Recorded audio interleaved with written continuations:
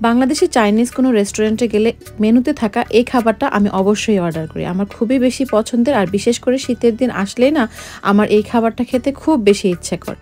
কিন্তু দেশের বাহিরে থাকার সুবাদে বাংলাদেশি চাইনিজ রেস্টুরেন্টের স্যুপের সেই স্বাদটা কিন্তু এখানে পাই না। এখানে স্যুপ পাওয়া যায়, কিন্তু সেই যে রেস্টুরেন্টের স্বাদের থাই স্যুপের স্বাদটা এখানে কেন জানি আসে না। তাই বিভিন্ন রেসিপি দেখে দেখে নিজেই বানানোর চেষ্টা করি, আর আমার কাছে মনে হয় এটা একদম পারফেক্ট বাংলাদেশি চাইনিজ রেস্টুরেন্টের মতোই স্বাদ হয়। একদম সহজ রেসিপিতে তৈরি করা এই স্যুপ কিন্তু আপনারা যে কেউ বানিয়ে নিতে পারবেন, আর ঘরে বসেই বাংলাদেশি চাইনিজ রেস্টুরেন্টের সেই থাই স্যুপের স্বাদ নিতে পারবেন।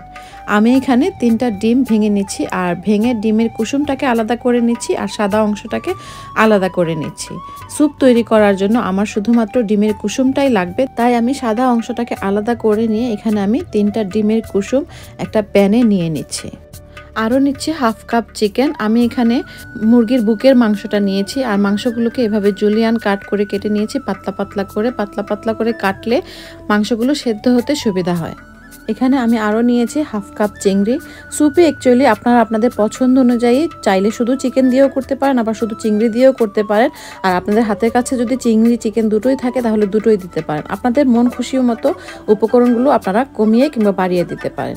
1 কাপ বাটন মাশরুম দিয়ে দিলাম, আর দিলাম 4-5 টুকরা গালাঙ্গেল মানে থাই আদা। আরও দিয়ে দিয়েছি 6-7 টুকরা আমাদের দেশি আদা, পাতলা করে স্লাইস করে নিয়েছি। আর এখানে আমি লেমন গ্রাস নিয়েছি, আর লেমন গ্রাসগুলোকে এভাবে একটু নাইফ দিয়ে ছেঁচে নিচ্ছি।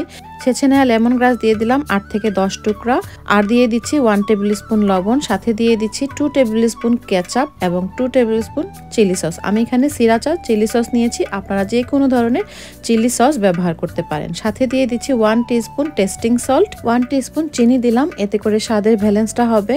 আর সাথে দিয়ে দিচ্ছি হাফ টেবিল স্পুন মরিচের গুঁড়া। মরিচের গুঁড়াটা আপনারা আপনাদের স্বাদ অনুযায়ী কম কিংবা বেশি করতে পারেন। আর এখানে একটা বাটিতে আমি 2 টেবিল স্পুন কর্নফ্লাওয়ার নিয়েছি, আর কর্নফ্লাওয়ারগুলোকে 1/4 কাপ পানি দিয়ে গুলিয়ে নিচ্ছি। ভালোভাবে এভাবে গুলিয়ে নিয়ে কর্নফ্লাওয়ারটাও সবকিছুর সাথে এভাবে মিশিয়ে নিচ্ছি। এরপর একটা স্প্যাচুলা দিয়ে সবগুলো উপকরণ একসাথে ভালোভাবে নেড়ে মিক্স করে নিচ্ছি। আর আপনারা নিশ্চয়ই খেয়াল করেছেন আমি কিন্তু প্যানটা এখনো চুলার উপরে বসাইনি, চুলার আগুন ছাড়াই সবগুলোকে এভাবে একসাথে মিশিয়ে নেব। এরপর এখানে আমি স্যুপের জন্য দিয়ে দিচ্ছি 5 কাপ পানি। আমি যে পরিমাণের উপকরণ আজকে ব্যবহার করেছি এই পরিমাণে ব্যবহার করলে 5 থেকে 6 কাপ স্যুপ হবে। ঘনত্বটা কিন্তু আপনাদের নিজেদের পছন্দ অনুযায়ী করে নেবেন। আমি এখানে 5 কাপ পানি দিয়ে পাতিলটাকে চুলায় বসিয়ে দিয়ে আগুন দিয়ে দিলাম। আর আগুন দেওয়ার পর আমি কিন্তু এইভাবে স্প্যাচুলা দিয়ে কন্টিনিউ নাড়তে থাকবো, যেহেতু আমরা কর্নফ্লাওয়ার ব্যবহার করেছি, যেন নিচে লেগে না যায় বা নিচে এক জায়গায় জমে না যায়। তাই এভাবে নেড়ে নেড়েই কিন্তু স্যুপটাকে রান্না করতে হবে। স্যুপটা যখন মোটামুটি রান্না হয়ে যাবে, মানে স্যুপের উপর থেকে দেখবেন যখন এরকম বাষ্প উঠছে আর চিকেন এবং চিংড়িগুলো অনেকটাই কুক হয়ে গিয়েছে, তখন এখানে আমি 4টা কাঁচামরিচ দিয়ে দিলাম। আর কাঁচামরিচের মাথার অংশটা একটু ভেঙে দিলাম, এতে করে কাঁচামরিচের সুন্দর একটা ফ্লেভার বের হবে।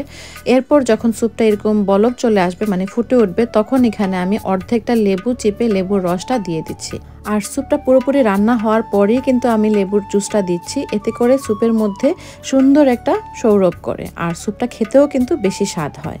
আমি স্যুপের ঘনত্বটা একটু চেক করে নিচ্ছিলাম, হ্যাঁ একদম পারফেক্ট ঘনত্বে চলে এসেছে। এরকম ঘনত্বের স্যুপই কিন্তু আমি চাচ্ছিলাম, কারণ এই স্যুপটা যখন চুলা থেকে নামানো হবে একটু ঠান্ডা হবে, তখন আরেকটু বেশি ঘন হয়ে যাবে। তো এরকম ঘনত্বে চলে আসলে আমি চুলা থেকে নামিয়ে সরাসরি বাটিতে পরিবেশন করে নিলাম।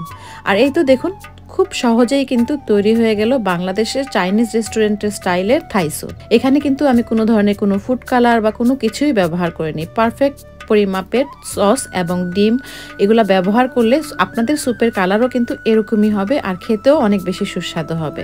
সহজ রেসিপিতে তৈরি করা আজকের এই থাই স্যুপের রেসিপিটি আপনাদের কেমন লেগেছে লাইক এবং কমেন্ট করে জানাবেন। ভালো লাগলে শেয়ার করবেন। ভালো থাকবেন, সুস্থ থাকবেন সবাই। আল্লাহ হাফেজ।